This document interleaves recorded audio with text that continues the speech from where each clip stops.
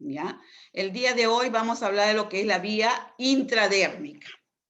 Entonces, estas vías de parenteral, así se les llama, consta de 4 vías, ¿no? Vamos a hablar de la vía intradérmica, que es la que hoy día vamos a conversar. Después viene, la próxima semana es la práctica, y después viene la vía subcutánea, la vía intramuscular, y por último la vía intravenosa, ¿ya? Intra o endovenosa, así le llaman, ¿no? Entonces, y al final vamos a hablar de lo que son la venoclisis.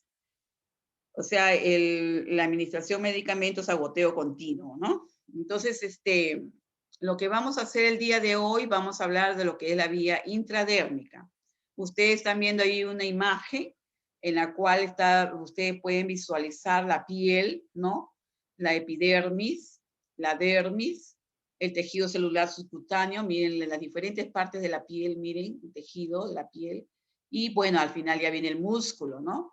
Pero todo esto es lo que es la piel, ¿ven? La epi de fuera y dermis ya dentro, ¿no? Entonces, ustedes ven que la piel es uno de los órganos más extensos, más grandes que tenemos nosotros, ¿no? Que poseemos nosotros. Y ven estas estructuras finas, estas estructuras vienen a ser terminaciones nerviosas, por ejemplo, terminaciones nerviosas que dan la sensación de frío, de calor, que llevan las sensaciones o estímulos del dolor al cerebro, de dolor, bien le decía, de calor, frío, ¿no? Entonces, o sea, son también sensaciones de terminaciones nerviosas del tacto, ¿no? Entonces, todas ellas se encuentran a nivel de la piel. Este órgano maravilloso, la piel, es un órgano que nos protege de todas las infecciones, porque cuando esta piel se encuentra íntegra, no se encuentra dañada, o sea, no hay heridas, quemaduras o algo que la esté afectando, nos protege de las infecciones, ¿no? Incluso ustedes miren su piel, ahorita miren su mano, su brazo, ustedes van a visualizar su piel, tiene unos vellitos, ¿no? Unas vellosidades, tienen unos poros, ¿no? Cuando nosotros transpiramos se elimina sudor a través de ella, ¿no? Tenemos debajo de la piel las glándulas sudoríparas, ¿no? Entonces, es totalmente compleja la estructura de la piel, ¿ya? Ahora, esta piel también se ve afectada cuando, por ejemplo, estamos expuestos a los rayos ultravioleta del medio ambiente, ¿no? Por eso incluso hoy en día la piel se ve afectada de enfermedades como el cáncer a la piel, los melanomas, etcétera, etcétera, que son cánceres malignos. Entonces, nos enseñan, lógicamente, también cómo proteger nuestra piel a través de los protectores solares, la ropa que debemos utilizar cuando la acción del sol es muy fuerte, eh, todo eso, usar sombreros, bloqueadores, lentes, incluso los lentes con protección solar también. ¿Por qué les digo esto? Porque el usar lentes con protección solar nos va a proteger de las queratitis. Las queratitis vienen a ser problemas a nivel del ojo, ¿no? Que incluso pueden producir cegueras. Entonces hay que tener cuidado, ¿ya? Bien. La piel, como les decía, es el órgano más maravilloso, extenso, el más grande que tenemos nosotros y que tiene muchas funciones, ¿no? Entre ellas es protegerlo de protección de las infecciones, porque incluso ustedes mirarán su piel, en ella encontramos flora bacteriana, ¿no? Normal, que nos protege, ¿ya? Y también nos protege, por ejemplo, esas sensaciones, esas terminaciones nerviosas que llevan a la sensación de los estímulos del dolor, nos protegen también, lógico. Por ejemplo, si yo me quemo o me hinco con algo y me duele, yo retiro la zona afectada, ¿no? Que me estoy hincando, me estoy quemando. Entonces, lógicamente, retiro. Entonces, eso es la protección que nos brindan estas terminaciones nerviosas, ¿ven? Entonces, el hablar de la piel es un tema bien extenso, que ustedes lo recordarán, porque yo creo que ustedes ya lo han llevado, me parece, en patología o en, bueno, en anatomía, definitivamente fisiología, ¿no? Entonces, todo esto es muy importante recordarlo porque nosotros, ahora que hablemos de lo que es la administración de medicamentos por vía parenteral, ustedes van a trabajar mucho en esto, ¿ya? Con la piel, vamos a trabajar con las venitas, etcétera, etcétera, ¿no? Entonces, vamos a explicar nuestro tema. Ahí está. Vía intradérmica. ¿Qué es esta vía? ¿Para qué sirve? ¿No? Bien. Entonces, la que hoy día vamos a tratar es una vía muy importante. Ustedes hoy día van a conocer sus características, la forma como se realiza esta técnica y cómo nos va a ayudar en muchos puntos en cuanto a lo que vamos a tratar, ¿no? Por ejemplo, siempre recordándoles, jóvenes, la bioseguridad. La bioseguridad ante todo, porque aquí ya nosotros estamos ingresando a lo que es el campo de la administración de medicamentos en cuanto a lo que es la vía parenteral. Y la vía parenteral, como ya les decía, nosotros estamos ingresando a los tejidos, incluso vamos a estar en contacto con sangre, entonces debemos aplicar nuestras medidas de bioseguridad, por eso decimos bioseguridad ante todo, ¿no? No contagio y no me contagio. Eso es muy importante que lo tengamos presente siempre, porque a través de estas medidas nosotros vamos a evitar que nuestros pacientitos se vayan a contaminar.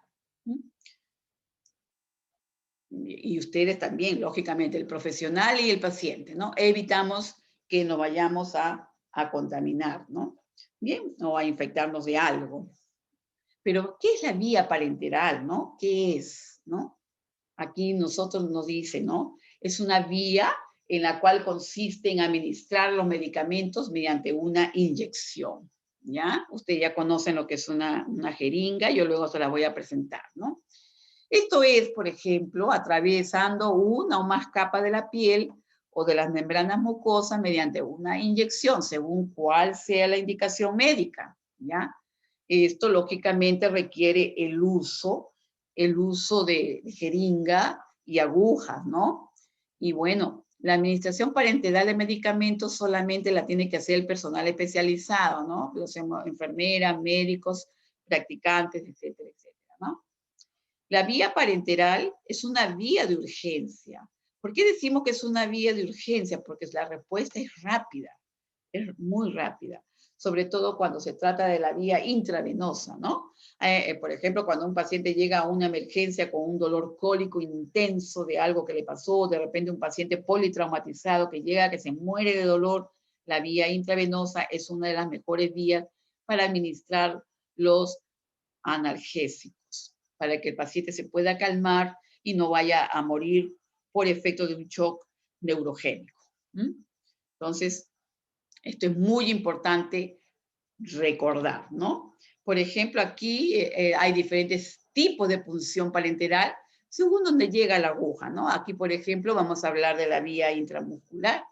Aquí la vía intramuscular, aquí el medicamento, por ejemplo, se inyecta en el músculo. Ya su nombre lo dice, intra, dentro, muscular, dentro del músculo. La palabra misma lo dice, ¿no? Ya este puede ser en el brazo, en el deltoides o en el glúteo o nalga, que nosotros le llamamos, ¿verdad? Aquí, ¿por qué esta vía se elige muchísimo? Porque aquí el tejido muscular está muy vascularizado, o sea, es rico en irrigación sanguínea. Vascularizado, que significa que está muy irrigado, ya, con sangre. Por lo que el líquido inyectado difunde entre las fibras musculares y se absorbe rápidamente. Es una vía muy buena, muy práctica. El volumen inyectado para esta vía es pequeño, normalmente hasta 5 mililitros en cada glúteo, ¿ya? Entonces, generalmente en la nalga la ponemos, ¿no? Pero también, por ejemplo, cuando se trata de vacunas, esto se pone en el deltoides también, ¿ya? Bien, tenemos otra vía que ustedes la están visualizando, la vía intravenosa, dentro de la vena, ¿ya? Esta vía también es cuando el medicamento se inyecta dentro de la vena y se utilizan venas superficiales. Mira, por ejemplo, mírense ustedes sus manos. En este momento, por favor, mírense sus manos, mírense sus brazos y ubiquen las venas que ven ustedes en sus manitos y en sus brazos, ¿ya? Vayan visualizándolas, ya vayan conociéndolas, ¿ya? Ahí están sus venitas. Yo también las estoy visualizando. Bien. Entonces, la intravenosa, su nombre lo dice, se utilizan venas superficiales o cutáneas para inyectar solamente líquidos, ¿no? Fármacos, etc. La distribución es mucho más rápida. ¿Por qué? Porque es directa a la sangre, definitivamente. Esto se hace que sea muy fácil frenar sus efectos, sean adversos o no. O sea, si hay algún problema de salud, unas emergencias, se utiliza mucho la vía intravenosa, ¿ya? Es por ello que esta vía de administración, sin duda, y la más rápida, se puede administrar grandes volúmenes de medicamentos. ¿Por qué se dice esto de grandes volúmenes? Porque cuando ya se ha iniciado un tratamiento en el paciente, si por ejemplo es un paciente deshidratado, el médico indica hidratación intravenosa, porque este paciente no está tolerando nada por la vía oral. Le dan agua por la boca y lo vomita. Entonces el paciente se está deshidratando mucho, está con fiebre y todo. Entonces el médico indica que le coloquen la vía intravenosa para la hidratación. Muy bien, ¿ya? Bien. ¿Se puede administrar grandes volúmenes de medicamentos? Sí, porque a través de ella tú puedes cambiar litros de sueros, de hidratación oral, según sea la necesidad, ¿no? Entonces, por eso es muy importante recordarlo, ¿ya? Ahora, tenemos también otra vía, que es la subcutánea. Esta se inyecta a nivel de tejido celular subcutáneo, ¿no? Bajo la piel. Normalmente nosotros tenemos grasita, ¿no? Y eso se llama tejido celular subcutáneo. Entonces, mucho más se utiliza lo que es la zona a nivel del abdomen, a nivel del muslo. Por ejemplo, allí se administran medicamentos como tipo hormonas, como la insulina, para los pacientes diabéticos, hormonas para otros tipos de tratamientos endocrinológicos. Bien, entonces esta vía subcutánea no es muy vascularizada, por lo que se caracteriza que su absorción es lenta. Por eso es que no se puede administrar otro tipo de medicamentos. ¿Por qué? Porque, por ejemplo, la insulina en los pacientes diabéticos queremos que ingrese lentamente, suavemente, y justamente como no es muy vascularizado este tejido, va a permitir que llegue las cantidades adecuadas de insulina al paciente, ¿ya? Entonces, eso es lo interesante. También cuando se colocan antitrombóticos o anticoagulantes, ¿no? Por esta vía es muy usada, también es una vía muy elegida, ¿ya? También, bueno, se pueden administrar comprimidos de liberación sostenida, en fin, porque ahora hay infinidad de presentaciones de medicamentos, ¿no? Y bueno, la vía intradérmica es entre las capas de la piel, ¿ya? Bueno, también hay otras vías, por ejemplo, pero que son menos utilizadas, ¿no? Como la intraarticular, o sea, a nivel de las articulaciones. Eso lo utilizan los médicos, más que todos los reumatólogos, cuando hacen a los pacientes con problemas de artritis reumatoide que les duele muchísimo, muchísimo, les hacen infiltraciones con esteroides, ¿no? Cada 3, 4 meses, para que no sufran de dolor, ¿no? Hay otra vía también que son las intracardíacas, solamente en las emergencias, en ciertos casos de paro cardíacos, intraarteriales, intratectales, peridural, ¿no? Entonces, son diferentes vías, pero que no son, lógicamente, muy utilizadas, o sea, con frecuencia, digamos, ¿no? Son en ciertos casos. La administración parenteral de medicamentos la tiene que hacer el personal especializado, ¿ya? Pero también debemos tener presente que tenemos que tener precauciones especiales. Eso no lo olvidemos nosotros. Ustedes como profesionales en algún momento las enfermeras le van a indicar, señorita, coloque por favor esa inyección, coloque esto, haga lo otro. Entonces, ustedes tienen que tener una precaución especial con las inyecciones intramusculares, sobre todo en los niños pequeños, porque hay posibilidades muchas veces de afectar algún nervio, ya que la masa muscular en los niños pequeñitos es menos, lógicamente, ¿ya? Y también mucho cuidado con los pacientes adultos mayores que están en estado caquético. Caquexia significa un paciente que está muy delgado, ¿ya? Muy delgadito, muy flaquito, pegadito al huesito, ¿ya? Hay que tener mucho cuidado con ellos, ¿ya, jovencitos?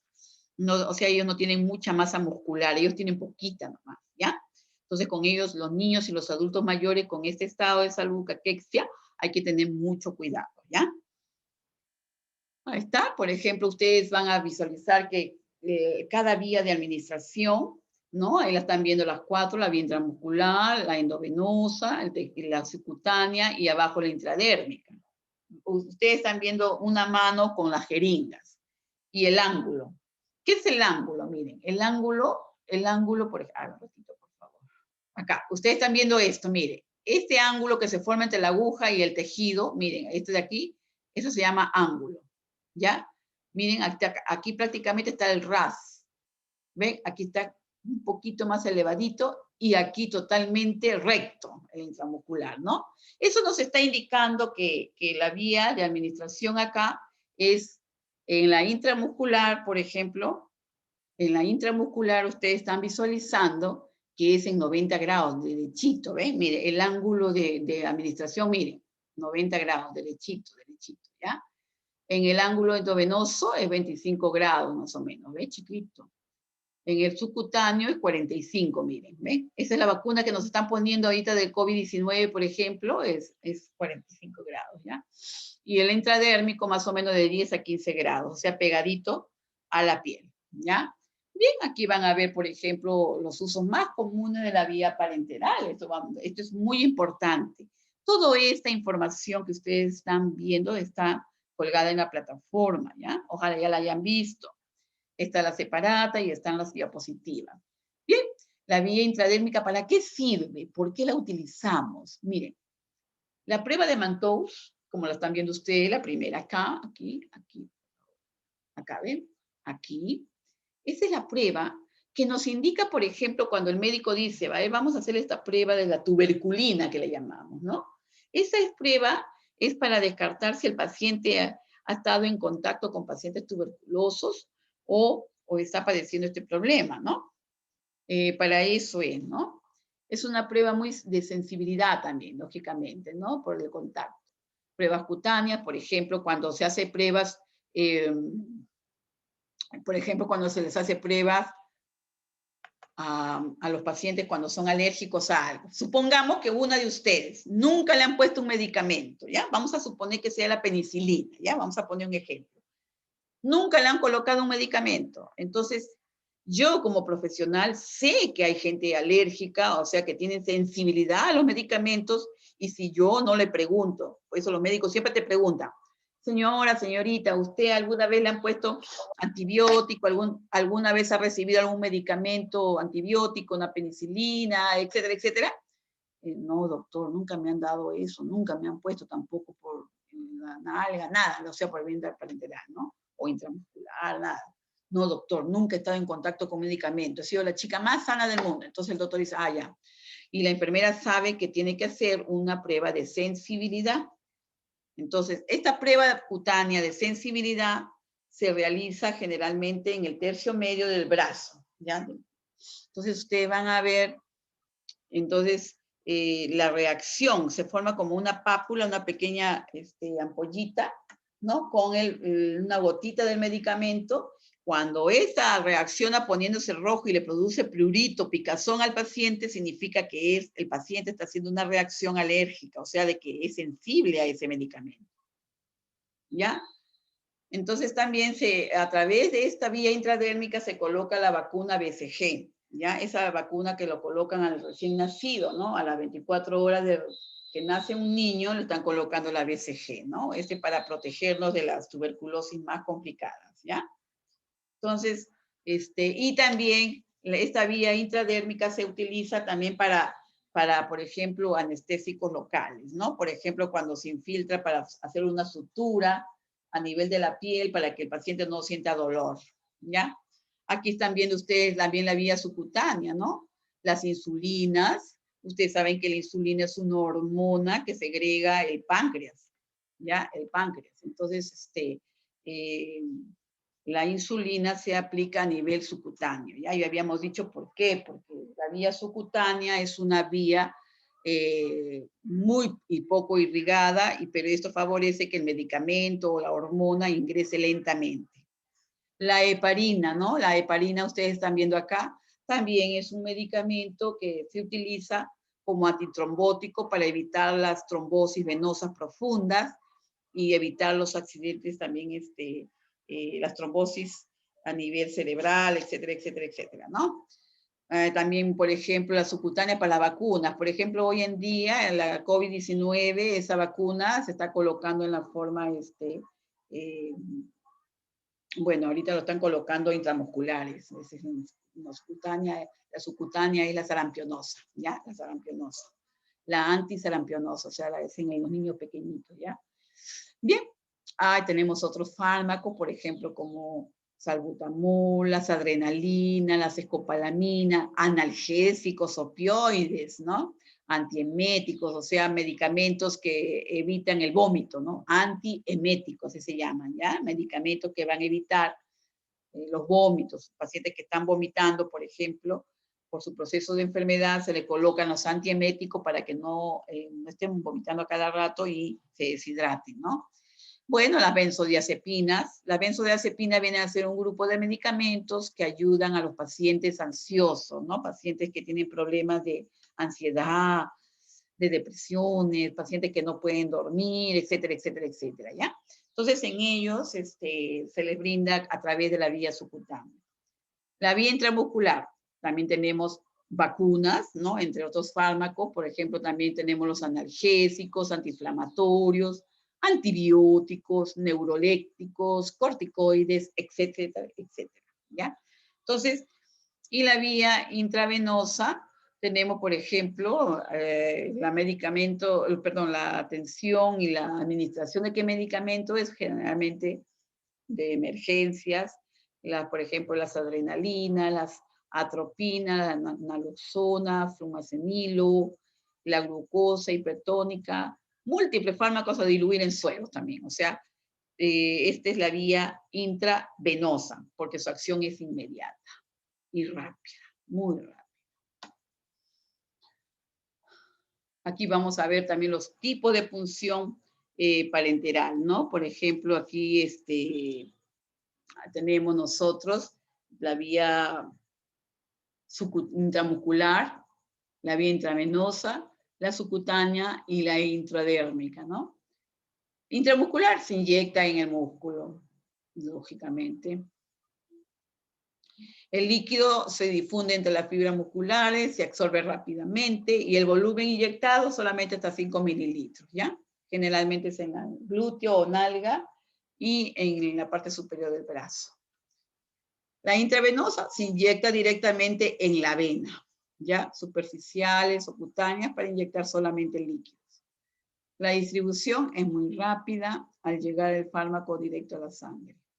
Es difícil frenar sus efectos adversos. Esta vía de administración no es preferente, pero es la más rápida, sobre todo cuando se trata de emergencias, ¿ya? Subcutánea. Se inyecta debajo de la piel. Normalmente las zonas elegidas son el abdomen, muslo, ¿no? No son zonas muy vascularizadas. La absorción es lenta y se inyecta pequeñísimas cantidades del medicamento, ¿ya? Y bueno, la intradérmica que se da a nivel de la piel, entre las capas de la piel, y otras menos utilizadas, como ven ustedes, las intraarticulares, intraarterial, intratecal, peridural, etcétera, etcétera. Bien, la administración parenteral de los medicamentos solamente la tiene que hacer el personal especializado, ¿ya? Entonces, precauciones especiales en niños y adultos, como les dije, adultos mayores, ¿ya? Ahí está, miren, ustedes están viendo los grados de la inclinación de la aguja con la piel, ¿no? Por ejemplo, ahí está viendo ustedes el primerito, la intramuscular, derechito, miren, ahí en 90 grados, ¿ven? Ay, ¿qué pasó? Ya. Esta es la subcutánea en 45, el endovenoso en 25 y la intradérmica entre 10 y 15, casi al ras de la piel. ¿Se dan cuenta? Mire, es pequeñísimo el ángulo, ¿ven? Esta es la que vamos a tratar el día de hoy. Aquí, por ejemplo, generalmente siempre que existe un medicamento por vía oral, este también se prefiere al inyectable, ¿no? Bien, entonces, la administración parenteral se reserva para cuando, por ejemplo, a las características propias del paciente, a su situación, o sea, cómo está en ese momento el paciente, ¿no? Que no pueden utilizar la vía oral, por ejemplo, ¿no? Entonces, en esos casos, se le administra al paciente por la vía parenteral, ¿no? Como ocurre en las siguientes situaciones. Por ejemplo, los inyectables actúan más rápidamente que los medicamentos administrados por la vía oral, definitivamente, porque va directamente a la zona de la vena, digamos, es intravenoso, ¿no? A la sangre directa. Esta diferencia puede ser tan solo de unas horas, a ver, vamos a ver. Y en ciertas situaciones, ese pequeño intervalo de tiempo puede ser fundamental por lo que se elegirá la vía inyectable. De entre ellas, cuando se necesita una acción casi inmediata, la vía intravenosa puede ser la más rápida, ¿ya? El medicamento, usted se acuerda cuando hablábamos del primer paso hepático, ya se evita eso a través de esta vía, ¿ven? ¿Se dan cuenta? Entonces, es muy importante, se evita los jugos gástricos, ¿no? La acción del jugo gástrico, perfecto. ¿Ya? Bien, entonces aquí vamos a ver. Ahí está. Por lo tanto, su administración oral resultaría totalmente ineficaz, ¿ya? Esto ocurre con algunos antibióticos y algunas hormonas, por ejemplo, como en la insulina, ¿verdad? Si existen vómitos, el paciente tiene algún problema para tragar, pasar, entonces definitivamente la vía intravenosa es la elegida. Bien, ¿cómo preparamos el material para administrar los medicamentos? ¿Cómo se los vas a preparar para que el paciente reciba su medicamento, ¿no? Bien, por ejemplo, al administrar una medicación, lógicamente hay que actuar sistemáticamente, ¿ya? Bien, a ver, primeramente, vamos a ver, preparar el material necesario, ¿ya? Preparar el material necesario, preparar tu medicamento, pues, o sea, tú tienes que ver, cuando habíamos hablado de los correctos, ¿se acuerdan? Paciente correcto, medicamento correcto, hora correcta, dosis correcta, ¿no? Y la vía correcta. Tú tienes que ver todo eso, ¿ya? Eso ya tú lo tienes que verificar, ¿no? Elegir el lugar de inyección, dónde lo vas a administrar, ¿no? Y el momento de administrar el medicamento también, ¿ya? La elección del lugar de inyección y la administración del medicamento son específicos para cada vía parenteral. Si es vía intravenosa, ya tú eliges la vena, ¿no? Si es vía intramuscular, lógicamente la zona del muslo o el músculo donde tú vas a administrar el medicamento. Bien, la preparación del material y del medicamento, salvo pequeñas particularidades, suelen ser comunes a los 4 tipos de vías parenterales, ¿ya? O sea, cuando habíamos dicho la vía intradérmica, la subcutánea, la vía intramuscular y la vía intravenosa, ¿no? Eso va a variar, ¿no? Todo el material debe ser desechable y aquel que precise estar estéril debe de venir envasado adecuadamente. Antiséptico, el más recomendable es el alcohol al 70%, pero a mí me encanta utilizar mucho el alcohol yodado. ¿Por qué? Porque aparte que tiene el antiséptico, también tiene el desinfectante, que es el alcohol, el yodo. Su eficacia, por ejemplo, es del 90% si se deja 2 minutos, del 75% si se hace una friega, o sea, si tú limpias, ¿no? En caso de no disponer de alcohol, se puede emplear la povidona yodada. Siempre es mejor utilizar un antiséptico incoloro, ¿ya? Porque a veces, ¿sabe qué pasa? ¿Por qué no dicen ellos del yodo? No, porque hay gente que es sensible también al yodo. A veces hay gente que hace reacción también al yodo, ¿ya? Bueno, depende de la sensibilidad. Si el paciente te dice que es muy sensible, muy alérgico, definitivamente no uses el alcohol yodado, solamente el alcohol solo, al 70%, ¿sí? Siempre es mejor utilizar un antiséptico incoloro, nos permite observar con mayor facilidad cualquier posible complicación a nivel de eritema, sangrados o etcétera, ¿no? Cualquier complicación que pueda presentar a tu paciente. Las jeringuitas. Estas jeringuitas poseen 3 partes, ¿no? Un cono para conectar la aguja, un cuerpo milimetrado con una lengüeta de apoyo, un émbolo, ahí lo están viendo ustedes, miren, ahí está, ¿ven? Ya, este es el cono, acá está para conectar la aguja, cuerpo que está con una escala numérica o milimetrado, y el émbolo que es esto que va acá, ¿ven? Con una lengüeta de apoyo que es esta. Una vez extraída la jeringa de su envase, debemos conservar la esterilidad del cono y del émbolo. O sea, todo esto, miren, observen. El cono, el émbolo, todo esto de acá. Esto también, ¿ya? No contaminar, prohibido. Sobre todo a la hora de tocar la lengüeta, al manipularlo hay que tener mucho cuidado, ¿ya?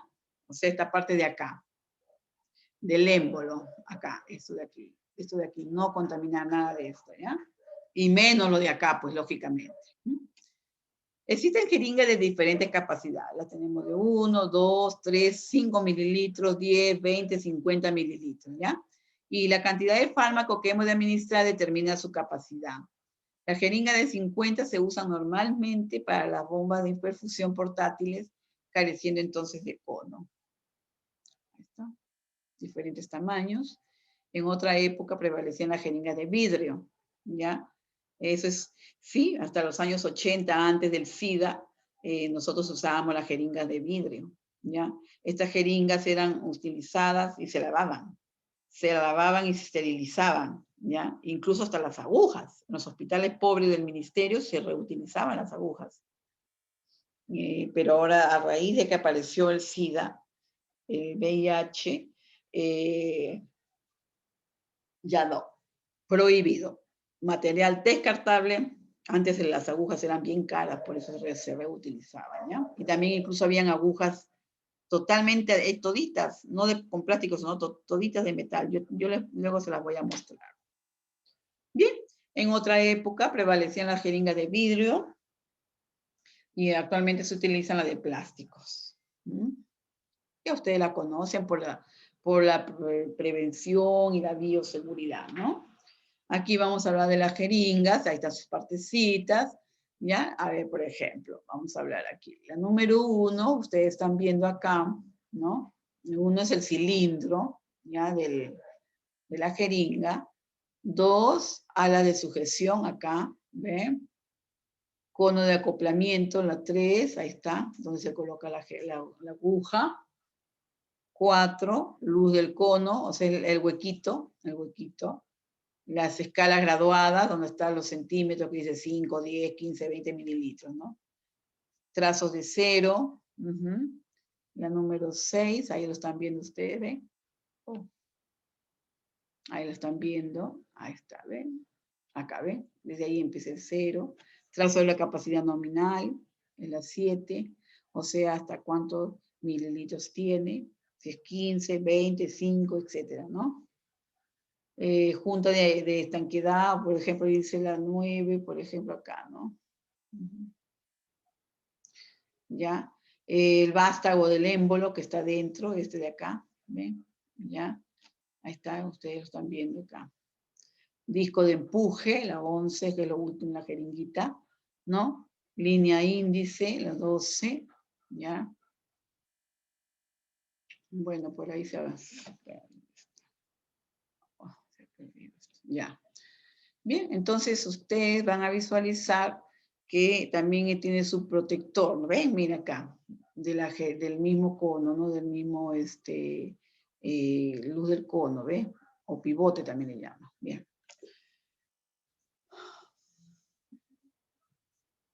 La capacidad nominal de la jeringa depende de su cuerpo. Se registra en una escala graduada en mililitros o centímetros cúbicos.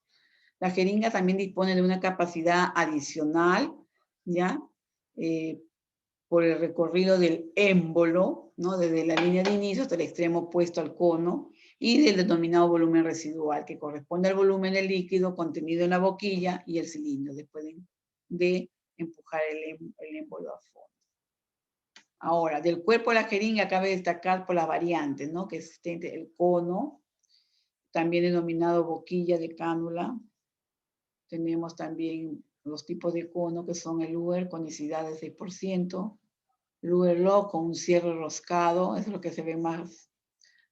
Récord, conicidad de 10% más alto y estrecho. Ahí lo están viendo ustedes, miren. Acá, ¿ven? Ahí lo están viendo. Cono Luer, ¿ven? Ahí está el tip. Acá está aquí. ¿Ya? Aquí con el Luer Look, ¿ya? Y aquí el cono tipo catéter, acá, el último. Bien, ahí la están viendo ustedes más grandecitos.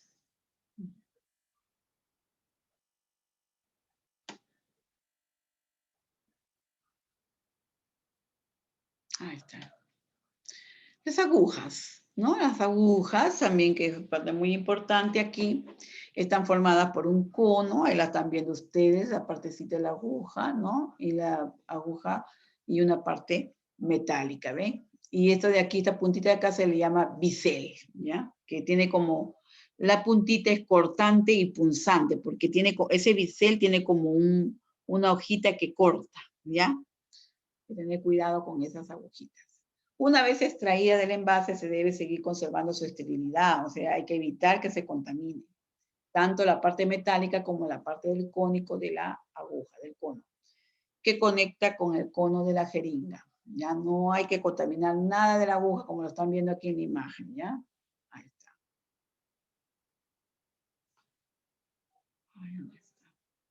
Bien, ahí está, ¿ven? El cono y la aguja, ¿ven? Nada de eso hay que contaminar, ¿ya? Y vamos a ver, pues, que la aguja consta de un mango, que es la elongación o el largo del metal, por lo general se escoge dependiendo de la vía y el lugar de administración, masa corporal de la persona y espesor, ¿no? O sea, la densidad del medicamento, ¿ya? O sea, si una persona es gordita, a ver, supongamos acá, miren, una gordita, no le vamos a poner pues una aguja pequeña. Aquí tenemos que ponerla más grandecita, ¿no? Entonces, ¿para qué? Para que penetre bien y llegue al músculo, si no, el medicamento se va a quedar en el tejido celular subcutáneo, en la grasita. ¿Y qué va a pasar si se queda en la grasita? Se va a infectar y le vas a producir un problema muy serio al paciente, se le va a formar un absceso y va a tener problemas, ¿ya? Entonces hay que evitar eso. Bien, ya. El lumen, también conocido como el calibre, es el espacio hueco dentro de la aguja, porque tiene un huequito, ¿ya? El diámetro del lumen se conoce por el número de calibre de la aguja y se escoge con las mismas especificaciones del mango. El biselado es la última parte de la aguja, el biselado es la punta de la aguja y termina su filo, ¿ya? El bisel. Ahí está, lo están viendo ustedes, miren. Ven, ahí lo están viendo, miren, ahí está.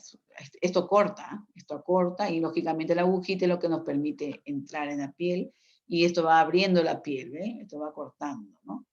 Bien. Tipo de agujas. Estas se diferencian en base a su longitud y diámetro. Como ya les decía, la longitud es muy importante y el diámetro de acuerdo a quién la vamos a administrar. La longitud de las agujas varían entre media pulgada, que equivale a 1.27 centímetros, a 3 pulgadas, que es 7.61 centímetros, ¿no? O sea, casi 8 centímetros, son grandes, largas. El diámetro de una aguja se mide en calibres. A medida que el calibre de la aguja se hace más grande, el diámetro de la aguja se hace más pequeño. Entonces tenemos que dos agujas, por ejemplo, pueden tener la misma longitud, tener el mismo calibre, y estos dos calibres, ¿no? Los calibres de las agujas van desde el calibre 7, que es el más grande, hasta el 33, que es el más pequeñito, ¿ya? Generalmente el más pequeñito se utiliza en pediátricos, pacientes pediátricos, ¿ya? Bien. Y la selección del calibre se hace en función de qué tan espeso es el medicamento que tú vayas a administrar, ¿ya? Si el medicamento es espeso, muy denso, una aguja con un calibre pequeño y gran diámetro sería la aguja a elegir, para que no haya dificultades al administrar el medicamento, ¿ya? Los medicamentos intramusculares se administran con agujas largas, mientras que los medicamentos subcutáneos se administran con agujas cortas, ¿ya? Por eso ya de hecho definitivamente es por la forma y hacia dónde van la administración, ¿ya? La zona. Bien, con respecto a la parte de la aguja, también vamos a ver que se puede remarcar los siguientes aspectos. La parte metálica va a variar según la vía que vas a emplear. Cada caso que se debe de utilizar, ¿no? Por ejemplo, en cada caso debe utilizar un calibre y una longitud y un bisel adecuado, ¿ya? Depende de cada caso del paciente, ¿no? O sea, según el cuadro que esté presentando el paciente. Calibre. Se refiere al diámetro de la aguja, viene medido en números G, así se llama. A mayor calibre, menor número G, ¿ya? A mayor calibre, menor número G, o sea, en grande, más chico, ¿no? Ahí vemos, por ejemplo, también que la longitud de estas agujas variará según el número de capas de tejido a atravesar. A mayor número de capas, mayor longitud de la aguja. Lógico. Si yo, por ejemplo, voy a administrarla al músculo, tiene que ser más grande, ¿no? La longitud de la aguja. También está condicionada por el tipo de paciente a tratar, definitivamente, ¿no? Si es adultos, adultos lactantes, escolares, adultos con poca masa muscular, etc. O pacientes gorditos, ¿no? Obesos. Y el bisel es el ángulo de la aguja, de la punta de la aguja, ¿ya? O sea, lo que va a cortar, ¿no? Cuando tú ingresas a la piel va a hincar y cortar un poco, abrir el tejido, ¿no? El bisel es el ángulo de la punta de la aguja y es el que va a determinar el tipo de corte que se producirá en el momento en el que se atraviese la piel o la mucosa. El bisel puede ser largo cuando la aguja es más puntiaguda, medio cuando es más chica y corto cuando es menos puntiaguda en un ángulo de 45 grados. Entonces, más chiquita. El cono de la aguja puede ser de diferentes colores, viene determinado por cada casa comercial, no es internacional, ¿ya? Los colores de los conectores, es decir, una cierta uniformidad entre las diferentes marcas. El cono de la aguja intravenosa suele ser amarillo, el cono de la aguja intramuscular suele ser de color verde, el cono de aguja intramuscular en niños es azul porque esos son de uso pediátrico, y algunos fabricantes utilizan el siguiente código de colores del cono. Por ejemplo, el rosa, 18, ¿no? Del tamaño, ¿no? La amarilla, el 20. El verde, el 21. La negra, 22. La azul es la 23, ese es para pediátrico. La naranja para la 25, ese es para niños muy pequeñitos y también para la vía intradérmica. El gris, 27, muy pequeñas, ¿ven? Ahí lo están viendo ustedes, los tamaños, ¿ven? A la hora de coger la aguja, no debemos fijarnos solo en el color del cono, pues ello puede inducir a un error, tú tienes que ver todo eso. Ahí está. Los tipos de agujas más empleados en la administración de los tratamientos parenterales, tú vas a ver, por ejemplo, mire, el primero ahorita acá en el extremo intradérmico. Longitud de 9,5 o a 16 milímetros, el calibre de 25-26, corto el bisel y transparente o naranja el color, ¿ya? Entonces ahí van a ver la subcutánea, la siguiente, de 16 a 22 milímetros, sus números van a encontrarlo de 24 a 27, el bisel es medio y el color naranja. La intramuscular es de 27 a 25 milímetros, su calibre es 19 a 23, el bisel es medio, el color del cono es adulto. En los adultos es verde y en los niños es azul, recuerden, ¿va? La intravenosa es de 25 a 75 milímetros, el número es de 16 a 21, el bisel es largo y el color es amarillo, ¿ya? La aguja de carga generalmente es la rosada, de 40 a 75 milímetros, su número de 14 a 16 y el bisel es medio. Entonces, eso debemos tenerlo siempre presente, ¿ya? El daño que se puede sufrir por rehusar las jeringas es mayor que el dinero que ahorras. Las puntas de las agujas se dañan después de la inyección, o sea, la primera uso se bota también. ¿Por qué? Porque ese bisel se va perdiendo, se pierde el filo y se pierde el cortecito, no el filo. Y la punta. Aunque no pueda ver el daño a simple vista, está ahí y puede tomarse peor cada vez que vuelve a usar las jeringas. O sea, no hay que reutilizarlas una vez y se bota, ¿ya? No existen buenas razones para volver a usar las agujas, ¿no? Entonces, la punta de una jeringa que se reusa se vuelve frágil y puede romperse dentro de la piel. Una aguja que se reusa no penetra la piel tan fácilmente, lógico, porque ya perdió la punta y el bisel, o sea, el corte, ¿no? Lo que corta. Algunos estudios científicos demuestran que existe una relación entre el reuso de la aguja y la aparición de lipodistrofias en el sitio de inyección. O sea, definitivamente recuerden, lipodistrofias se le llaman, por ejemplo, cuando tú has colocado, vamos a suponer que sea la insulina a nivel de la zona abdominal del paciente, que es zona subcutánea, produces una distrofia, un crecimiento anormal a nivel de tejido subcutáneo del paciente, ¿ya? Si lo has colocado mal. Las agujas descartables están diseñadas para usarse solo una vez, su nombre lo dice, descartar. Y a continuación encontrarás algunas imágenes del daño que sufre la punta de la aguja cuando se usan, se reutilizan, ¿ya? Por eso en lo posible no las reutilicemos. Observen, aquí miren, las han aumentado varias veces, miren. Aguja nueva, mira, ahí está la punta y el bisel bien cortadito, ¿no? Aquí, esta es una aguja que se ha usado una vez, mire cómo se ve. Esta se ha usado 2 veces, mire ya la punta cómo se pierde. Y esta 6 veces, terriblemente, mire. Por eso prohibido reutilizar las agujas, ¿ya? Una se usa y se bota. ¿Ya? La misma aguja usada 2000 veces su tamaño. Mire cuánto, qué tal daño del material, ¿no? Se deteriora muy fácilmente. Bueno, en esto lo que como desechar las agujas, definitivamente es parte de lo que nosotros llamamos la bioseguridad, ¿no? Bien, aquí por ejemplo, vamos a ver si las agujas, jeringa y lanceta no se desechan adecuadamente, pueden causar daño a otras personas. Y por eso que en lo que es la bioseguridad se ha explicado que esta debe ser eliminada adecuadamente en esas cajitas de bioseguridad para elementos punzantes y cortantes. Las normas para desechar las agujas y las jeringas varían de un país a otro. Para desechar las agujas usadas, siga los siguientes consejos. No tires las jeringas en la basura con la aguja expuesta, ni en su casa ni fuera de ella. ¿Por qué? Porque alguien puede lastimarse.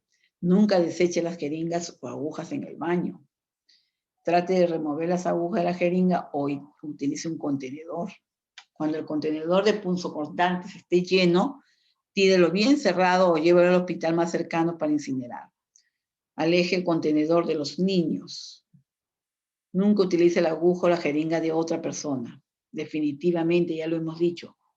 Usar para una persona y botar.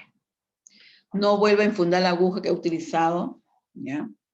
Porque ahí se corre el riesgo de reencapsularla, se corre el riesgo de que tú te puedas producir un pinchazo con una aguja que ya está utilizada. Entonces, eso va a crear un gran problema porque te puedes contaminar con alguna enfermedad mortal, como por ejemplo tenemos la hepatitis B, tenemos el VIH, entre otras, ¿no? ¿Qué cuidado debemos tener al preparar un medicamento, ¿no? El material, algo. Una técnica aconseja que tengamos 2 agujitas. Una aguja es para cargar el medicamento y otra es para administrar. Definitivamente, como les digo, cuando ya tú cargas, ya todo eso se va perdiendo, ¿no? Entonces, se usa una para cargar el medicamento a la jeringa y otra para administrar. Bien. Esta técnica nos aconseja no administrar el fármaco con la misma aguja con la que se carga la medicación, lógicamente, ya que al haber más manipulación es más probable que se pierda esterilidad y al realizar el procedimiento de carga de aguja se puede despuntar, con lo que sí empleamos esta misma aguja para administrar el medicamento. La técnica va a ser más dolorosa, al paciente le va a doler más. Por eso se les dice que hay que cambiar de aguja. Si por alguna razón no disponemos de agujas de carga, usaremos para ello la de mayor calibre de las que tenemos, ¿ya? Antes de preparar el medicamento que tú vas a administrar, ¿no? Primeramente, tu bioseguridad. Lavarse muy bien sus manitos, enguantar, o sea, enfundarse los guantes o calzar los guantes, ¿ya? A ver, no es necesario, por ejemplo, que sean estériles los guantes, ¿ya? Eso sí hay que aclararlo, ¿ya? Salvo de que sea un catéter de vía central, ¿no? Ahí sí tiene que ser estéril, ¿ya? A la hora de cargar cualquier medicamento en una jeringuilla, tener en cuenta varios pasos. ¿no? Aspectos. Por ejemplo, tipo de recipiente. ¿Mm? A ver, los medicamentos inyectables pueden encontrarse dentro de dos tipos de recipientes, ampollas y los viales.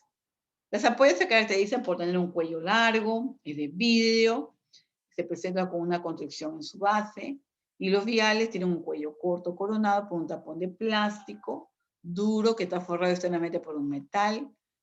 Las ampollas constituyen un sistema cerrado que una vez roto el cuello pasa a ser un sistema abierto. El vial constituye un sistema cerrado. Las ampollas se pueden aspirar el líquido fácilmente a través de la abertura que hemos creado. Y en los viales, para poder extraer sin dificultad su contenido, se debe de inyectar previamente en su interior un volumen de aire igual al volumen de sustancia que se alberga y que queremos nosotros extraer para que no tengan problemas para extraer el medicamento. La presentación del fármaco. ¿Cómo vas a ver esto? Tienes que tú tener presente esto, ¿no? La medicación puede venir presentada, por ejemplo, para administrarla directamente o mezclarla previamente con un disolvente. ¿Qué quiere decir esto? Que hay muchos medicamentos que vienen, por ejemplo, como un polvito en un frasco vial y que tú tienes que aplicarle el diluyente, ¿no? Lo mezclas con un disolvente o diluyente. Pero otros ya vienen preparados. Así la encontraremos de forma líquida o como en polvo ya suelto, ¿ya? Cuando haya que mezclar el fármaco con un disolvente, trabajaremos con dos recipientes, uno que contiene el fármaco y otro que contiene el disolvente. Este disolvente, por ejemplo, puede ser suero fisiológico, agua destilada, etcétera, ¿no? Pero debemos tener en cuenta que leer siempre las instrucciones del medicamento, ¿no? Así sabremos cómo se debe realizar la mezcla, la cantidad de disolvente que se precisa, no olviden eso, si se puede desechar o no parte de este, cuál es su composición, porque a veces puede contener un principio activo como anestésico. ¿Por qué? Porque hay medicamentos que son muy dolorosos de su administración, pero si esto en el diluyente ya viene un anestésico, es maravilloso porque el paciente ni lo va a sentir. Eso hay que leer bien, ¿ya? Los pasos para conseguir la mezcla son, por ejemplo, en este orden. Cargar el disolvente en la jeringuilla, o sea, la agüita, digamos, ¿no? El suelo fisiológico o el agua destilada, ¿ya? Introducir la cantidad de disolvente en el recipiente que contiene el fármaco, donde está el polvito, el medicamento. Homogenizar la solución si es necesario, o sea, homogenizar es que se vuelva agüita purita, que se diluya todito el polvillo, ¿ya? Cargar la solución nuevamente en la jeringuilla, ¿ya? Para conseguir una solución homogénea, por ejemplo, nunca agitaremos la mezcla, pues además de formarse espuma, se pueden producir cambios que modifican su farmacodinámica, ¿ya? Entonces aquí hay que tener mucho cuidado para conseguir una solución homogénea, ¿no? Entonces lo que se debe hacer es rotar al recipiente, o sea, girarlo nomás, ¿no? Entre las palmas de tu mano, y eso va a ayudar muchísimo a que se diluya bien. Y no se formen grupos, pues ahí está el procedimiento. Miren, una frasco ampolla. Estos vienen a ser los frasco ampolla, que son de vidrio, ¿eh? Y aquí en esta partecita del cuellito, ahí tienen un puntito, siempre viene con una pinturita, que tú sabes que es la parte débil del frasquito y te abre muy bien. Entonces, todo esto es muy importante que al momento de cargar, ¿no? El medicamento inyectable a partir de una ampolla, a partir de una ampolla, por ejemplo, tú tienes que coger la ampolla, como estás viendo en la imagen, ¿no? Golpee suavemente la parte superior con el dedo y coloque una gasa pequeña alrededor del cuello de la ampolla con el fin de evitar un posible corte en tu dedo. Sujeta la ampolla con la mano no dominante. Con los dedos pulgar e índice de la otra mano, rompa el cuello de la ampolla en dirección opuesta a usted. Coja la jeringa que previamente habías preparado con la aguja de carga e insértese en el centro de la boca de la ampolla. No permita que la punta del cuerpo de la aguja toque en el borde de la ampolla. ¿Ya? Eso es muy importante. ¿Ya? Inclinar la ampollita y vayas aspirando el medicamento poquito a poco. Recuerda que para embolizar el émbolo no debe apoyarse en este, sino que los dos lengüetas que posee la jeringa, eso no lo deben olvidar. Ahí están viendo una imagen muy clarita de las instrucciones para cargar en una jeringuilla un medicamento inyectable a partir de un vial. Vial se le llaman a esos frascos vial que son con una tapa de metal y o sea, tienen una tapa de goma y forrado con un metal alrededor, ¿ya? Eso se le llama vial, ¿ya? Aquí, por ejemplo, conectas tú la aguja, ¿ya? Ahí está, la aguja a la carga de la jeringa elegida, retiras el protector de la aguja, ahí está. Luego cargas la jeringa con un volumen de aire equivalente al de la sustancia que ya vas a extraer. Por ejemplo, si yo aquí, en el primer frasquito, observen acá, yo veo que aquí el contenido es 4 mililitros de medicamento, todo, entonces yo administro 4 mililitros de aire hacia adentro del frasquito y solito se llena el frasco, ¿ya? Que quedó claro esto, ¿ya? Entonces eso significa que aspiras, solito vas a llenarse, ¿ya? Y vas sacando poquito a poco la agujita y vas extrayendo todito, para de tal manera que no quede ni una gotita en el frasco, ¿ya? Bien, entonces una vez que ya tú hiciste eso, ahí está, desinserta la aguja del tapón del vial, si lo que has traído es la medicación, aquí acaba el procedimiento de carga y ya, bueno, cambias de aguja y se lo colocas a tu pacientito, ¿no? Porque la aguja hay que cambiarla, porque como ya le dijimos, el bisel se desgasta y la punta se pierde, ¿no? Entonces, o sea, se gasta, ¿no? Se deteriora. Entonces, mejor cambiar la agujita, ¿ya? Para administrarle al paciente. Vía intradérmica, que es la que hoy día nos interesa. Es una de las 4 vías que existen en la administración de medicamentos. Generalmente son anestésicos locales. Bien, estos fármacos se caracterizan por una potente acción que pueden provocar reacciones anafilácticas. ¿Qué son las reacciones anafilácticas? Estas reacciones son muy peligrosas, ¿ya? Por ejemplo, anafilaxia significa que el paciente puede morir con un shock, ¿no? Un shock séptico, un shock anafiláctico, ¿no? O sea, por acción del medicamento en el organismo del paciente, que le produce una reacción anafiláctica, ¿no? Una reacción alérgica. De ahí la necesidad de inyectar en la dermis, donde el riesgo sanguíneo es reducido y la absorción del medicamento es lenta. Este es para probar, pues, ¿no?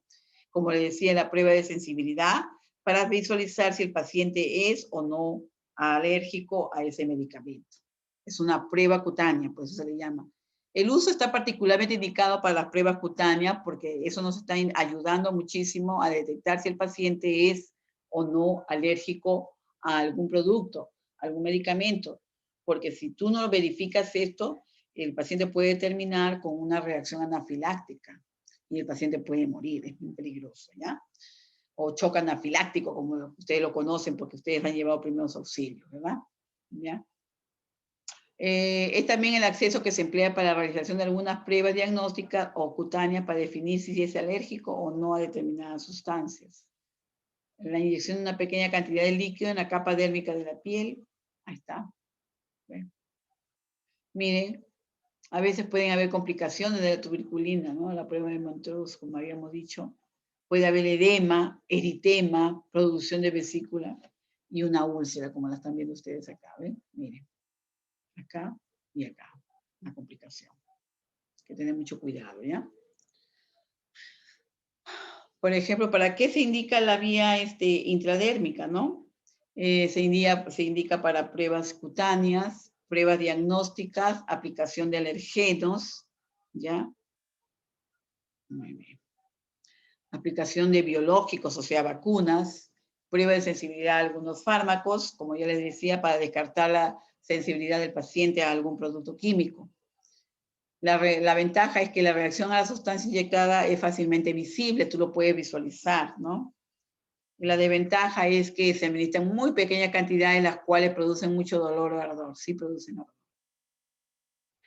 Preparación del paciente, siempre, escúchenme, siempre antes de administrar cualquier medicamento, ustedes tienen que decir señor, señora, señor Pérez, señora Pérez, o según sea su apellido del paciente, diríjanse a él mirándole a la cara y le dicen, informarle lo que tú le vas a hacer. Le voy a administrar un medicamento por la vía intradérmica en este caso, ¿no? para visualizar, yo voy a probar si usted es sensible o no a este producto, porque usted me dice que nunca lo han colocado, entonces yo para descartar le voy a hacer esta pruebita. Ah, gracias, señorita, ¿no? Siempre hay que hacer la preparación física y psicológica del paciente, ¿no? Si es una prueba diagnóstica, informarle de las posibles reacciones adversas que pueden producirse, explicarle que no debe mojar ni friccionar la zona de inyección, ya que puede alterar la reacción. Y los sitios de aplicación más utilizados para la vía intradérmica tenemos la cara anterior del tercio medio del antebrazo, la región subescapular, la supraescapular, cara anterior del muslo, región supradeltoidea. Si alguna de las anteriores está lesionada, puede usarse cualquier zona donde se tenga poco vello, poca pigmentación, queratinalización ligera, etc. Ahí está. Ahí está. Por ejemplo, usted está visualizando la zona de punción, ¿no? Por ejemplo, miren aquí, miren la supraescapular, ¿ve? Ahí está, ¿ve? Acá, perdón. ¿Ve? Aquí en la zona deltoidea, ven los brazos, ¿ve? ¿No? Aquí este es clavicular, ¿ve? Aquí en la zona del antebrazo, ¿ve? ¿Ve? Entonces son las zonas elegidas, ¿no? Para poder administrar este medicamento por vía intradérmica. ¿Qué medicamento, qué material necesita? Tu jeringuita de 1 mililitro, 2 agujas para inyección intradérmica, algodón, solución antiséptica, ya hemos dicho alcohol al 70%, el fármaco prescrito o la vacuna o lo que se va a hacer, en este caso si es de sensibilidad, el medicamento indicado, la ampicilina o penicilina, la cual no sabemos si el paciente es o no alérgico. Bateo, aquí nosotros le llamamos riñonera, guantes, que no necesariamente tiene que ser estéril, ¿ya? Pueden ser de procedimiento. El procedimiento, ahí ustedes están viendo, miren más o menos. Bien, el procedimiento. Insertar la aguja con el bisel hacia arriba y una vez vencida la resistencia de la epidermis y la dermis, introducir, como lo están viendo ustedes acá, miren, aquí, miren. En la plataforma les he dejado videíto, ¿ya? Para que ustedes lo visualicen, ¿ya? Y ustedes puedan ir haciéndose la idea de cómo se realiza este procedimiento, ¿no? Bien, una vez vencida la resistencia de la epidermis, introducir la tapa hasta tapar el orificio del bisel de la agujita, que debe verse a través de la piel e inyectar el inmunológico o medicamento que se verá con una lentejita o gota de agua. Es una aplicación correcta. Evitar inyectar zonas con lesiones. Recuerden, nunca coloquen o hagan esta prueba en una zona donde haya un lunar, haya una cicatriz. A veces la gente tiene cicatriz queloides, como unos bordes anchos, o haya una herida o alguna lesión. No, olvídense, busquen el otro brazo, esta zona, ¿ya? Por ejemplo, también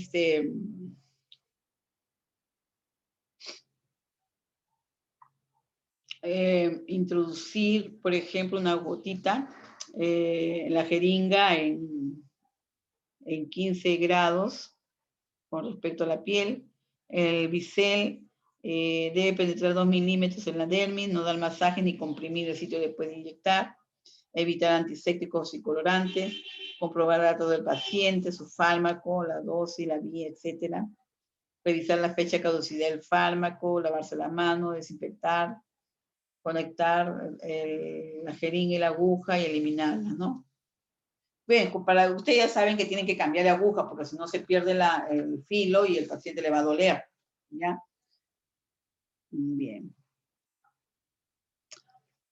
Aquí, por ejemplo, en el procedimiento, tú tienes que colocarte tus guantecitos, ¿no? Identificar tu pacientito, asegurarte de que no es alérgico, en el caso que ya lo vas a colocar definitivamente, o si lo vas a hacer por pruebas de sensibilidad, tú lo vas a visualizar porque es pequeñísima la cantidad para ver una cierta reacción en el paciente, ¿no? Preservar la intimidad o privacidad del paciente, que nos colabore, por eso hay que explicarle bien, elegir la zona de punción y desinfectar, limpiar la piel, tensar la piel de la zona de la punción, inyectar el fármaco, como ustedes están viendo acá, visualizado, acá, ¿ya? Con el ángulo de la aguja a 15 grados, formando una pequeña elevación por debajo de la superficie cutánea, retirar la aguja, retirar el material utilizado, quitarse los guantes y lavarse las manos. Bien, también tenemos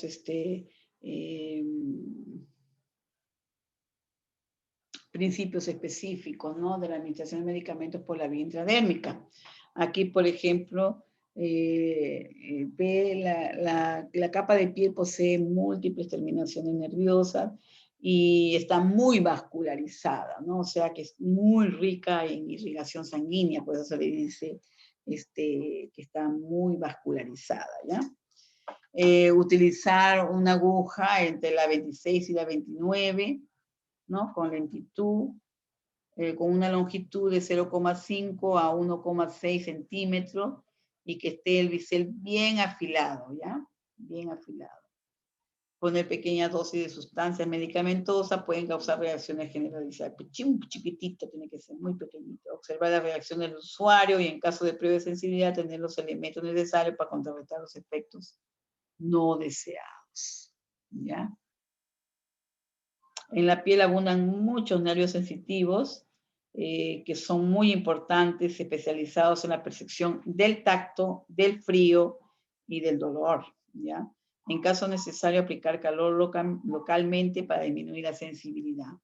Recuerden, por ejemplo, que entre las precauciones, ¿no?, en caso de que la sustancia a administrar sea la tuberculina, escúchenme que esta es la prueba de la tuberculina, la medicación ha de encargarse en la jeringuilla en el mismo momento de la administración, pues este preparado es absorbido por el plástico.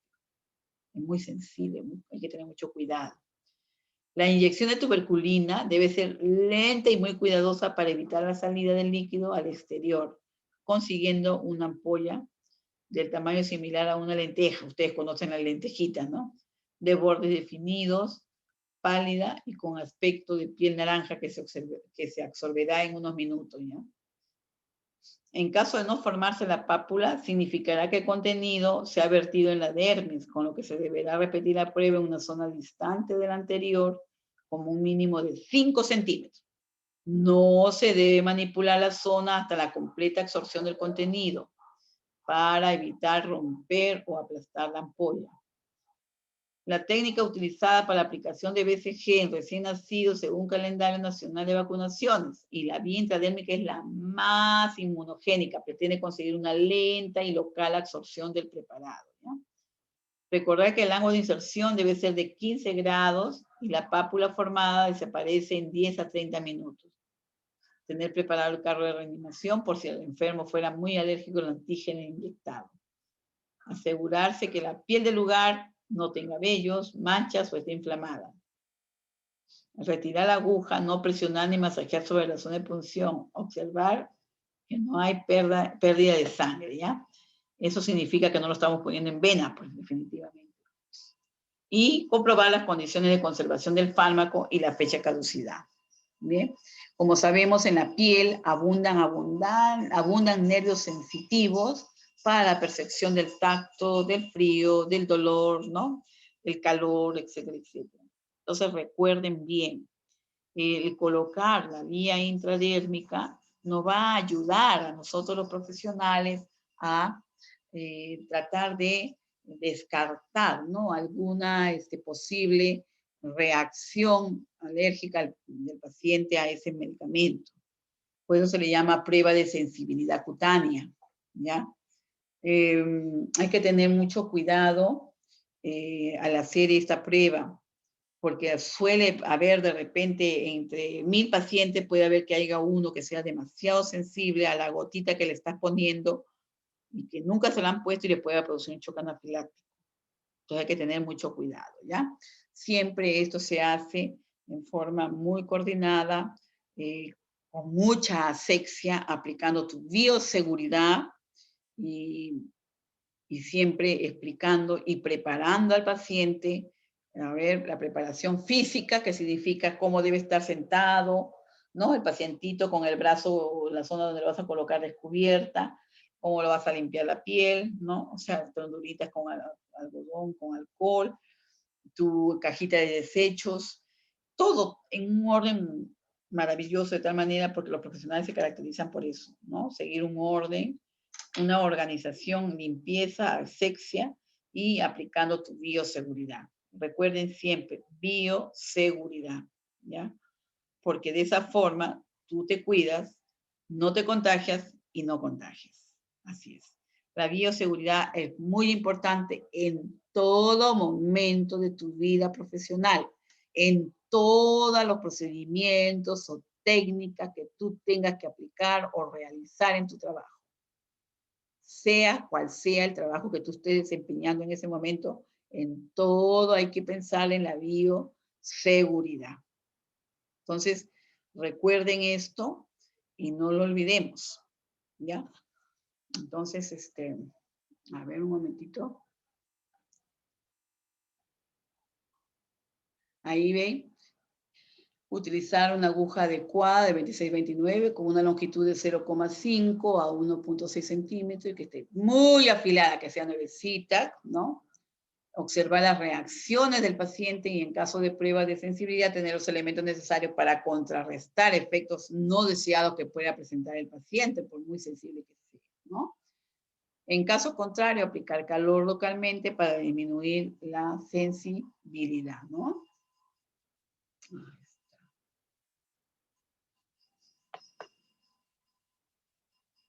Bien, jóvenes. Entonces, hoy día hemos conversado acerca de una de las vías parenterales, como ya les había dicho. Hoy día iniciamos con lo que es la vía parenteral, ¿ya? Entonces, esto es muy importante que ustedes ahora en su casa entren a la plataforma, revisen su plataforma, vean la información que yo les he dejado, ¿ya? Y la lean a conciencia y analícenla de tal manera que ustedes puedan entenderla, ¿ya? Y si tienen alguna duda, por favor, me lo hacen saber, ¿ya? A ver, ¿qué más llegó? La gente ya está, ¿no? Bien.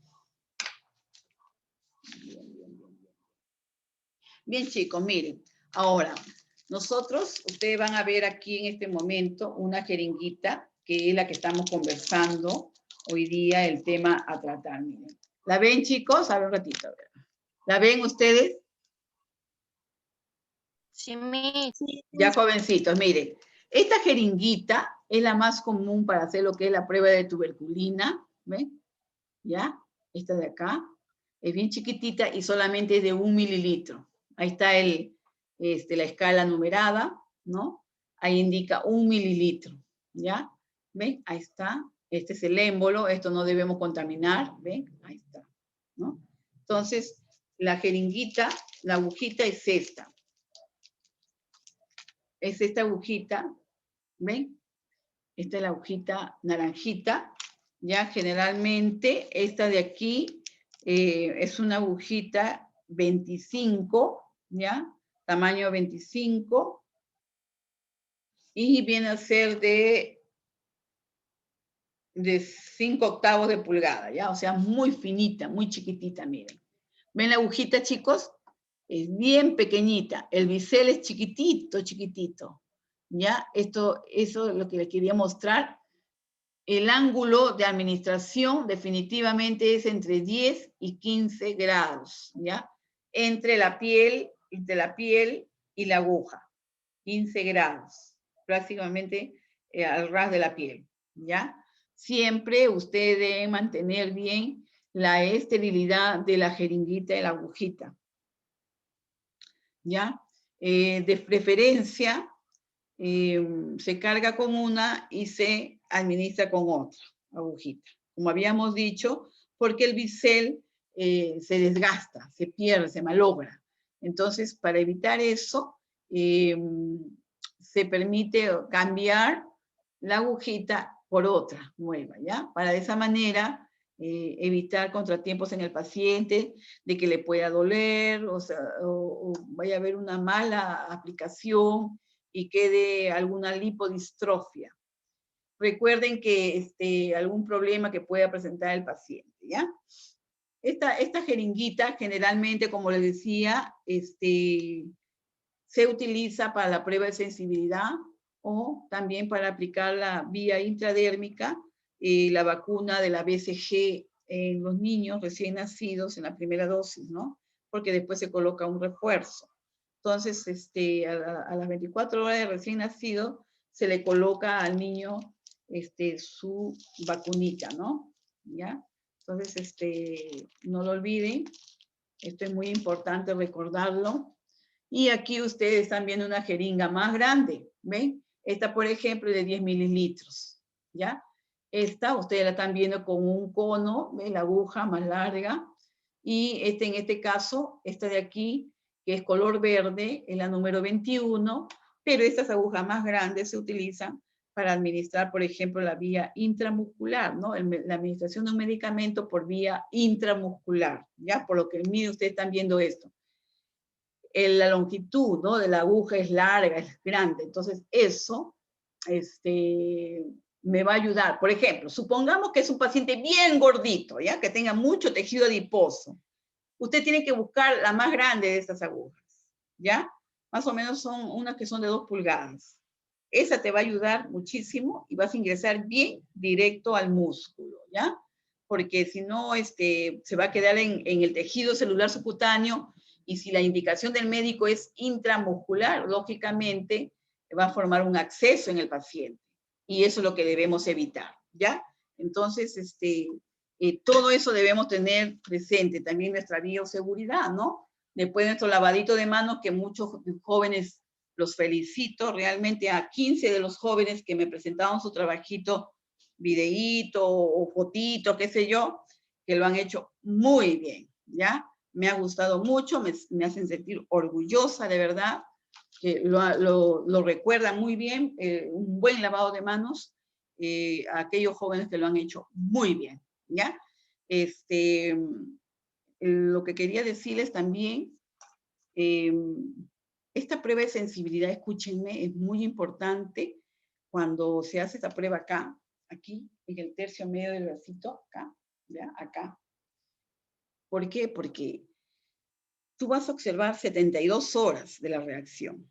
Si el paciente ha estado en contacto con pacientes tuberculosos, ¿no? En el caso de la prueba de Mantoux, como decíamos, es una prueba de sensibilidad para visualizar o valorizar si el paciente ha estado en contacto con pacientes con tuberculosis activa.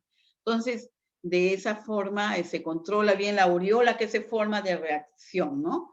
Entonces, es muy importante. Ahora, en el caso de un paciente que nunca le han aplicado un medicamento y que tú como profesional, para evitar un shock anafiláctico por reacción al medicamento, lógicamente le haces una prueba de sensibilidad y tú ves la reacción inmediata. Tú vas a ver a los minutitos que le pusiste, vas a ver que rápido se forma una aureola roja alrededor de la inyección y que el paciente le empieza a picar, o sea, le produce prurito, se llama, ¿no? Entonces tú, no, doctor, le dices, doctor, el paciente es sensible a este medicamento, usted va a tener que cambiar este medicamento. Ok, ya, muy bien. Entonces, no se le coloque ese medicamento al paciente. ¿Estamos de acuerdo? Porque como él ya nos había informado, nunca le habían colocado, entonces, como prevención, precaución, podemos hacer esa prueba de sensibilidad. Esto es muy importante, no lo olviden, porque ¿saben qué sucede, jovencitos? Han habido casos de personas que se prestan las recetas médicas. ¿Se acuerdan cuando hablábamos de recetas médicas? Ya. Amiga, ¿a ti te fue bien con ese? Sí, a mí me fue bien. A veces como que quieren cambiar el nombre, la edad, y como que, en fin, se hacen pasar por otra persona, incluso cuando van con la receta a la farmacia. Ustedes saben que hoy día en las farmacias no te venden antibióticos si no es con receta médica. Incluso esos jarabes para tos, para los niños que tienen codeína, tampoco, porque todos sabemos que la codeína es un opiáceo, ¿no? Es un medicamento que produce adicción, ¿no? O farmacodependencia. Entonces, para evitar eso, todo tiene que ser medicado por su médico, ¿ya? Con su colegiatura, su registro. ¿Se acuerdan que conversábamos de eso? Entonces, recuerden que ha habido casos de gente que se prestaba la receta y por ahorrarse la consulta, le pusieron y él hizo un shock anafiláctico. Hay que tener mucho cuidado, ¿ya? Hay que tener mucho cuidado, mucho cuidado. Por eso yo siempre les digo a ustedes, recuerden los 5 correctos. Los 5 correctos nunca los olviden. Paciente correcto, medicamento correcto, dosis correcta, hora correcta, ¿no? Lógicamente, y la vía correcta, ¿no? Entonces, todo eso debemos tener presente. Y aparte que en el medicamento tiene que estar en buena conservación de presentación, que esté en la fecha, o sea, que no esté caducado, que esté bien escrita, esté limpiecito, porque a veces se manchan las etiquetas, se pierden. Hoy no, eso no permite, no reciban medicamentos así. Compren como debe ser bien conservados, ¿ya? Entonces, ustedes, una vez que verificaron todo eso, preparan su medicamento y lo administran adecuadamente al paciente indicado, ¿ya? Entonces, no olviden, chicos, esto de la administración por vía parenteral es una vía que nos va a ayudar muchísimo con respeto, sea un paciente de emergencia, por ejemplo, ¿no? Un paciente que llega politraumatizado, que muere de dolor, un paciente que está quemado, los grandes quemados, por ejemplo, que también se desmayan de dolor. Entonces, en ese tipo de pacientes, nosotros tenemos que ingresar inmediatamente a colocar los analgésicos que los indica el médico para evitar que el paciente pueda morir por un shock neurogénico, por dolor, ¿entienden? Entonces, una vez que ya tú calmas al paciente, ya tú puedes trabajar curando, en fin, lo que sea necesario su caso del pacientito, pero por eso es muy importante manejar bien las vías de administración parenteral, ¿ya? Bueno, la vía intradérmica es para otro tipo de problemas, pero en el caso del que estamos conversando en las emergencias, más que todo, la vía intravenosa, ¿ya? Pues hemos conversado de todas en general, pero poco a poco vamos a ir explicando cada una de ellas. Yo los invito en la plataforma, ahí les he puesto varios videos que hablan sobre este tema, ¿ya?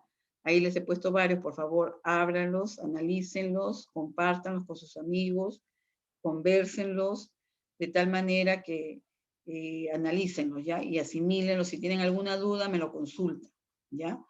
Ahora, les estoy dejando una tareita también en la plataforma, ¿ya? Para que ustedes la puedan presentar hasta el día domingo. ¿Qué número es domingo? 23, 25. Hasta el 25, ¿ya? Hasta el 25 de abril, ¿ya? Igual como ayer que yo recién estuve, porque como yo lo he puesto casi hasta las 12 de la noche para que me entreguen sus trabajos, esperando a que entreguen todos sus trabajitos, yo lo puse hasta las 12 de la noche prácticamente, 11:59, ¿no? Que se cerró todo. Entonces, pero yo veo que hay jóvenes que todavía no tienen, no sé qué está pasando, no mandan todos sus trabajos, y eso me preocupa porque en realidad pues le va a faltar notas. Yo lo que les advierto es que es muy importante que ustedes manden sus trabajos, porque es mejor pasar tu curso durante todo el semestre, ok, invicto, para que no haya problema de recuperaciones y todo eso, porque aparte de eso tienen costos y cosas así. Entonces, yo creo que deberían aprovechar al máximo en el momento que estamos dictando nuestro curso, para que ustedes no tengan problemas de ningún tipo, ¿no? Y de esa manera vamos avanzando adecuadamente para que todo marche bien, ¿no? ¿Alguna pregunta sobre lo que hemos conversado? A ver.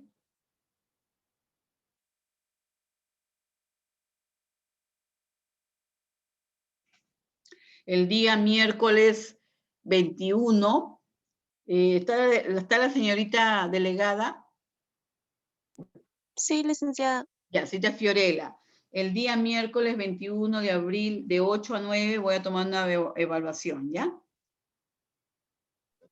Ya está bien. Ya, ok. ¿Alguna preguntita más, chicos? Licenciada, buenas tardes. Soy el estudiante Araujo Medina. No sé si leyó mi mensaje. Perdón, a ver. ¿Cómo dices que te llamas? Soy Araujo Medina. ¿Cómo? Perdón, espérate. Medina, Araujo. Ah, ya, Araujo Medina. A ver, un ratito, espérate, Araujo. A ver qué pasó, Araujo. No lo veo tu mensaje, hija. No lo veo. O escríbeme de nuevo, porque no lo veo. En el chat del Zoom. Es que he tenido problemas con el internet y estoy entrando por la... El de Gastelú Cárdenas. Sí, licenciada. Ah, ya.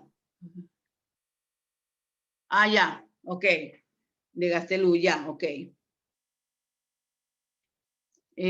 Araujo. Bueno, no sé qué problemas habrán tenido ustedes para enviar los videitos, porque muchos chicos me lo han enviado, están muy bonitos, los felicito nuevamente. Pero sigan así, pues chicos, estudien, ¿ya? Y preocúpense. Bueno, aquellos que no lo han enviado, bueno, ya no sé. Y así va a ser toda la semana, voy a dejarles así de práctica también, ¿ah? Porque si no, ¿cómo me lo demuestran ustedes, no? Bien, chicos, ¿alguna cosita más? Sí, Sí, licenciada, buenas tardes. Dime.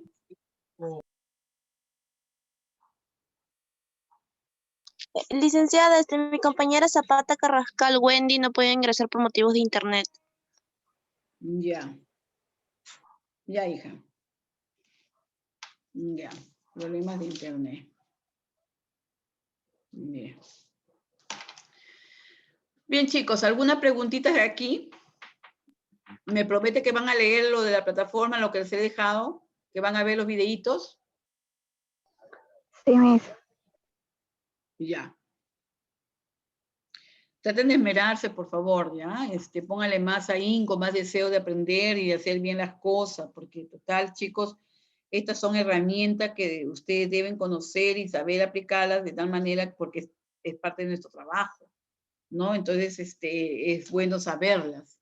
Ustedes saben que hoy en día, con esto del uso adecuado de los medicamentos, hay un control más estricto en las farmacias con respecto al expendio de los medicamentos, ¿no? Sobre todo los antibióticos, ¿ya? Hay que tener mucho cuidado con eso, porque a veces la gente por no pagar una consulta médica se presta la receta de alguien y ahí pueden haber problemas. Todo eso hay que verificar, ¿ya, chicos? Bien, si no hay alguna inquietud, nos vemos el miércoles en la plataforma, el 21 de abril, de 8 a 9 de la noche, ¿ok? Bueno, graben, ¿ah? De 8 a 9 de la noche, ¿ya? Sí, disculpe. Sí, dime, Diana. Mire, yo tengo una inquietud. En la tarea 6, donde dice la vía oral sublingual y tópica, ahí hay unas separatas de 45 hojas, a lo cual ahí hay para marcar, hay alternativas.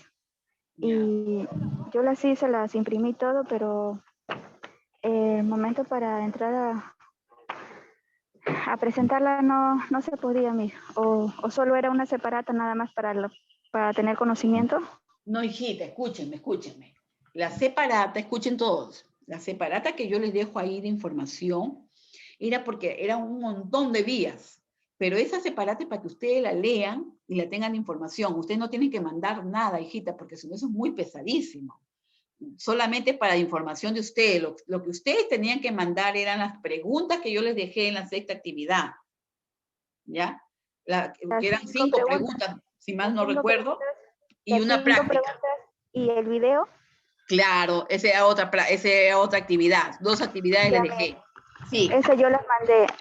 sí, Sino sí. que mi inquietud es que ahí en las separatas hay alternativas para marcar y yo las imprimí y las hice. Y al momento de querer buscarlo para responder ahí en la plataforma, no lo encontraba, No, Diana. Lo que pasa, hija, es que es como una práctica para ustedes, para que ustedes conozcan, lean, nada más, hijita. Lo que pasa es que en la plataforma yo coloqué otro tipo de preguntas, ¿ya? Otras preguntitas. No, escúchame, cuando tú veas diapositivas, que te las dejo ahí en PDF, y separate el PDF para ustedes nada más, ¿ya? No tienen nada que mandarme ahí. Solamente cuando ustedes tienen que responder abajo el cuestionario, eso sí me lo envían, lo responden y lo envían. Nada más, hija, ¿ya? Ya, gracias, ya Sí, está claro. sí, olvídate. Ahorita, por ejemplo, estamos dejando el de vía intradérmica, es chiquitita, la leen, analícela y ahí la van a ver, ¿ya? No se preocupen. Ok, gracias. Ya. Cuídense mucho y estudien, chicos, ¿ya? Pásenle la voz a sus amigos, apóyense entre ustedes, etcétera, etcétera, etcétera, ¿ya? Si no hay alguna preguntita, alguna inquietud, no sé.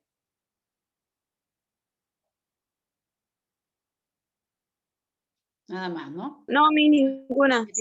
Ya tienen clase, ¿no? Ya, cuídense, ¿ya? Cuídense. Chao. Y chao, cuídese. Chao, chicos. Hasta luego, mi. Chao, jovencitos, cuídense mucho.